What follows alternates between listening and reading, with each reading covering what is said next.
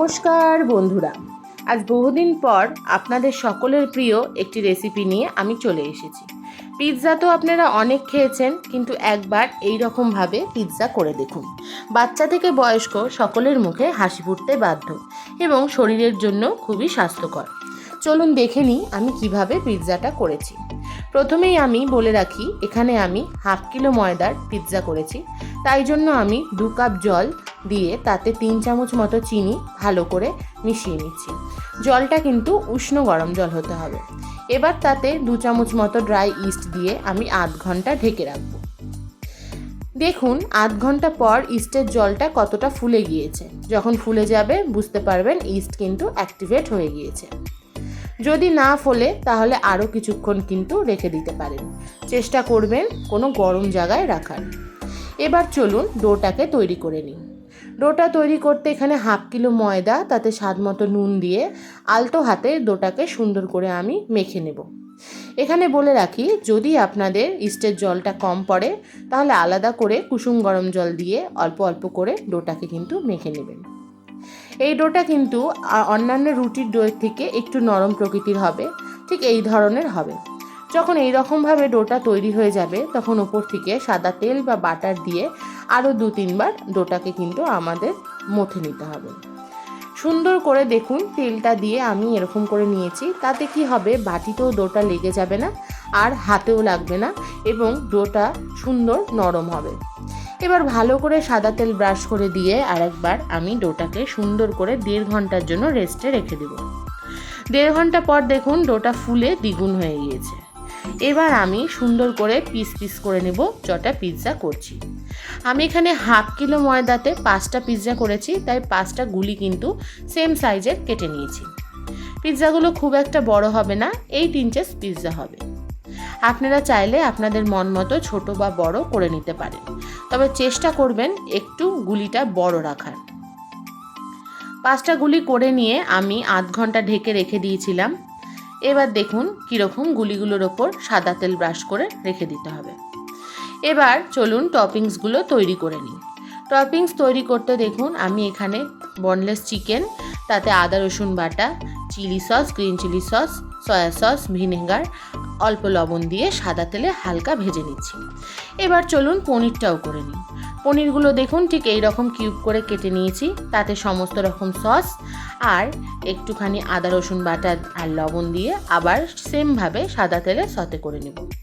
এইগুলো কিন্তু আলাদা করে রান্না করার কিছু নেই, জাস্ট আদা রসুনের কাঁচা ভাবটা চলে যাওয়া অবধি তেলে একটু সতে করে নিলেই হবে। এবার আমি মাশরুমটাকেও কিন্তু করে নিয়েছি।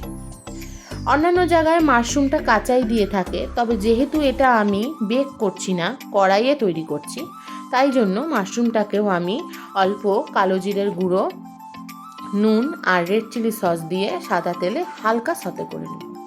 ঠিক এই রকম মাশরুমটা যখন তৈরি হয়ে যাবে, বলে রাখি 1 মিনিটের বেশি মাশরুমটাকে কিন্তু সতে করবেন না, তাহলে মাশরুমে অনেক বেশি জল থাকে তো মাশরুমটা গলে যেতে পারে। জাস্ট একটু কড়াইয়ে দিয়ে নাড়াচাড়া করে মাশরুমটাকেও নামিয়ে নেব। আধ ঘন্টা পর দেখুন গুলিগুলো আমার কতটা বড় হয়ে গিয়েছে। ঠিক এই স্টেজে এক একটা গুলি আমি নিয়ে সুন্দর করে সেটাকে আরেকবার করে গোল করে নিয়ে আমি চপিং বোর্ডের ওপর অল্প একটু ময়দা ছিটিয়ে আস্তে আস্তে ডোটাকে হাতের সাহায্যে দেখুন এই রকম করে আমি পিৎজা বেসটা তৈরি করে নেব। এখানে বলে রাখা ভালো, পিৎজা বেসটা কিন্তু হাত দিয়েই করার চেষ্টা করবেন, বেলনা দিয়ে করবেন না। বেলনা দিয়ে করলে পিৎজার বেসটা কিন্তু ভালো হয় না। এবার সুন্দর করে হাত দিয়ে এরকম ধরে ধরে পিৎজা বেসটা তৈরি করে নেবেন। দরকার পড়লে ওপর থেকে অল্প অল্প ময়দা ছিটিয়ে দিতে পারেন, তাহলে তলাতে কিন্তু লাগবে না। দেখুন পিৎজা বেসটার সাইডগুলো এরকম উঁচু হবে আর মিডিল পোর্শনটা কিন্তু আপনাদের একটু পাতলা হবে, সেই দিকটা লক্ষ্য রাখবেন, যেহেতু এটা আমি থিন ক্রাস্ট পিৎজা করেছি। কড়াইয়ে করতে গেলে থিন ক্রাস্ট পিৎজাটাই করা ভালো, তাতে পিৎজাটা খুব সুন্দর বেক হয়। হাতের সাহায্যে এরকমভাবে আমি সাইডগুলোকে করে দিয়েছি। আপনারা আপনাদের মন মতো করে নিতে পারেন। যদি এটা পিৎজাটা চিজ বাস্ট করতে চান তাহলে আলাদা করে কিন্তু লিকুইড চিজ নিচে দিতে হবে। ঠিক এই রকম করে দেখুন আমি বেসটা কিন্তু তৈরি করে নিচ্ছি অল্প অল্প ময়দা দিয়ে। মাথায় রাখবেন যাতে কোনোভাবেই তলাটা লেগে না যায়।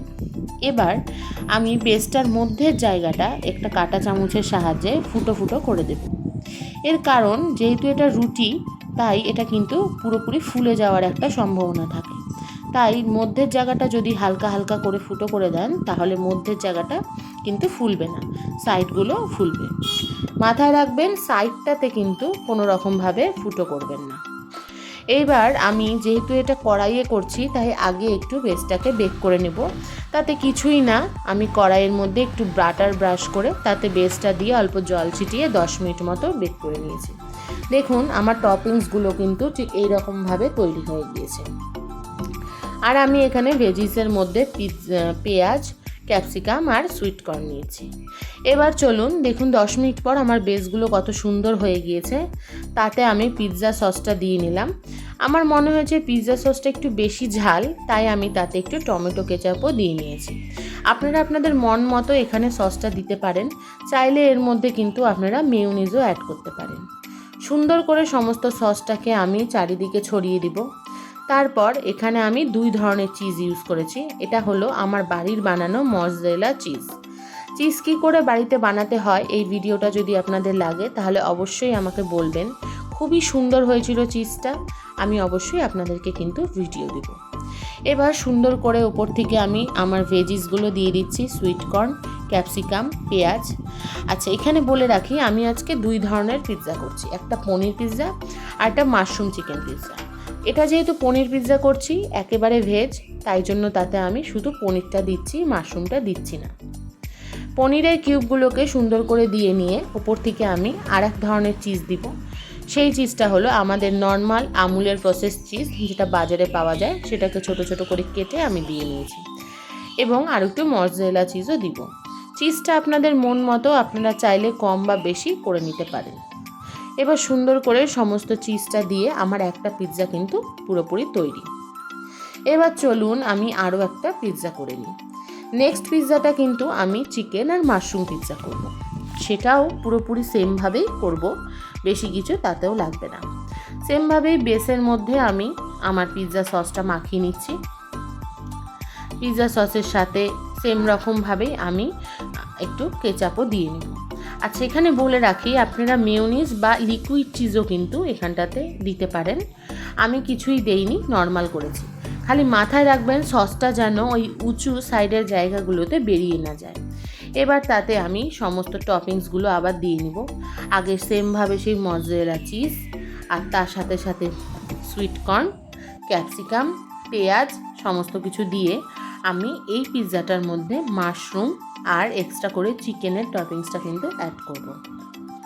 ঠিক সুন্দর করে দেখুন কিভাবে আমি করছি। এইভাবে মাশরুমগুলো দেখুন, আমার মাশরুমগুলো কিন্তু একেবারেই গলে যায়নি, জাস্ট একটুখানি সতে হয়েছে। এবার ছোট ছোট টুকরো করে কেটে রাখা সেই বোনলেস চিকেনগুলো আমি দিয়ে দিচ্ছি। বলতে পারেন এটা চিকেন টিক্কা। দিয়ে ওপর থেকে প্রসেস চিজ আর আরেকটু মজরেলা চিজও আমি দিয়ে নেব। দিয়ে এবার সুন্দর করে পিৎজাটাকে আমি বেক করে নিব। পিৎজা বেক করতে সেরকম কিছু লাগবে না, যেহেতু আমাদের বেস তৈরি করাই আছে। তাই একটা ননস্টিকের কড়াইয়ের মধ্যে আবার একটু বাটার ব্রাশ করে পিৎজাটাকে দিয়ে দিচ্ছি। এই ক্ষেত্রে পিৎজাটা একটা পাতলা কোনো প্লেটের ওপর দেবেন, ডাইরেক্ট কড়াইয়ের ওপর দেবেন না। তারপরে ওপর থেকে একটু জল দিয়ে হালকা করে ঢেকে রেখে দিতে হবে 10 থেকে 15 মিনিট। আপনারা আপনাদের পরিমাণ মতো দেখবেন কি কতক্ষণে পিৎজাটা হচ্ছে, সেইভাবেই করে নেবেন। দেখুন ঠিক দোকানের মতো এই রকম চিকেন আর পনির পিৎজা কিন্তু তৈরি হয়ে যাবে। খেতে খুবই স্বাদ। কেমন লাগলো অবশ্যই আমাকে জানাবেন। লাইক, শেয়ার, সাবস্ক্রাইব করতে ভুলবেন না।